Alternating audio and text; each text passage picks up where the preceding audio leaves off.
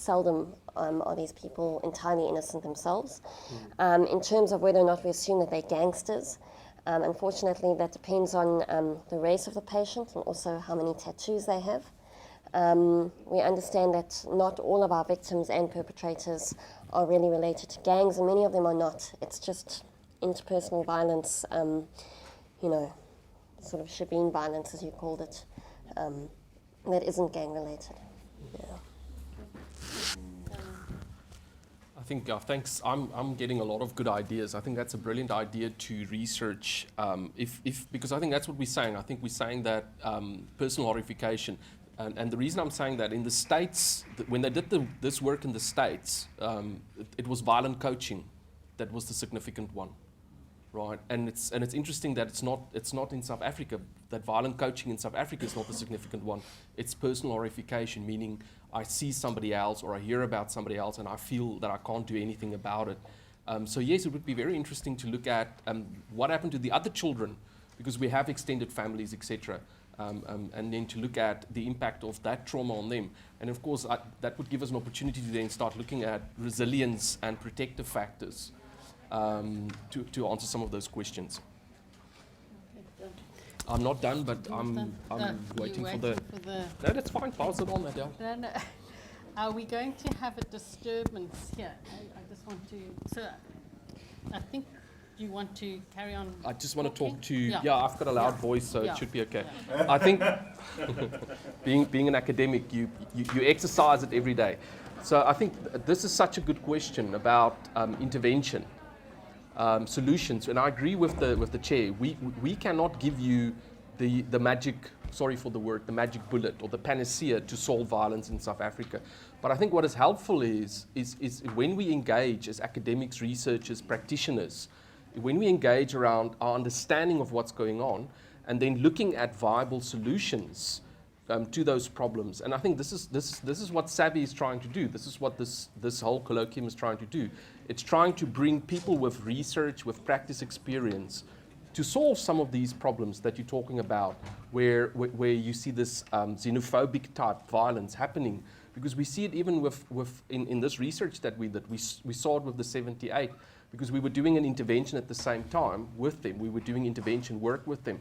And it's interesting how coming from a different, having to walk over somebody else's, what is seen as gang territory, the guys didn't come to the intervention. And then the next day when you asked them, but guys, where were you? No, we couldn't, because we had to cross over their gangland to get to the that in itself is a problem, because the intervention is there, but how to get there? You have to cross all these, like you said, all these barriers and to get to that problem. But if we can be aware of that, we can try and start putting some type of interventions into place. Thanks, Adele. Thanks, Leon. Okay, and Anthony's going to have the last word.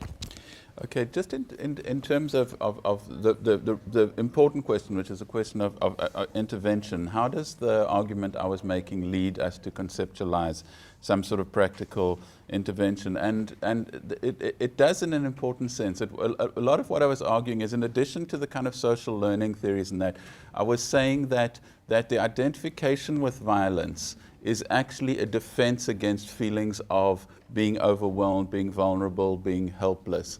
And what that means is that one of the things we need to do to prevent the perpetuation of systems of violence is prevent the creation of those experiences, those initial traumatic experiences of being overwhelmed, of not being able to cope, and thus doing this kind of inversion where you identify with the aggressor. And it's very simple what we need to do with that, because the more vulnerable people's sense of self is, the more likely they are to adopt that defense.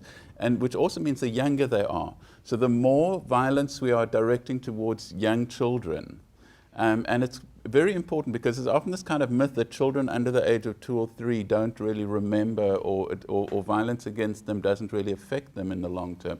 And psychologically we know it has the most powerful and dramatic and long-term effect. So one of the sort of practical things we need to do is start reducing violence against children, starting with sort of disciplinary violence and neglect against infants, young children, but then also tracking it through those vulnerable moments during adolescence.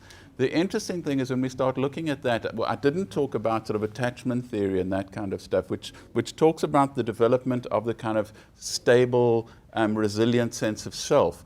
And one of the things that you were talking about is the way that much of the violence is a kind of threat to an identity.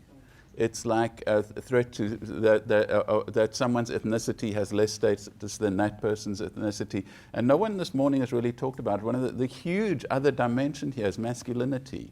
That so much violence is about enacting masculinity and responding to threats to masculinity that are all about this fragility of the self. But in terms of psychological attachment theory, we know how fragile selves develop and how more resilient selves develop. And they also have to do a lot with issues around kind of very early developmental neglect and or experience of abuse.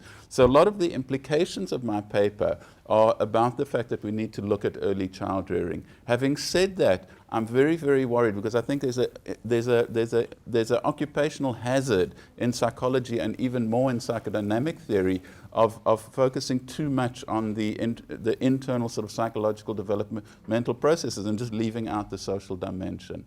And I always want to just put that kind of warning in there, otherwise we end up down that kind of individualistic asocial road. Thank you, Anthony, for that amazing closure and so a challenge for us in terms of the work we have to do, but also in a way giving us a way forward. Thank you, everyone. Thanks to the panelists. It was a great set of papers, and to all of you.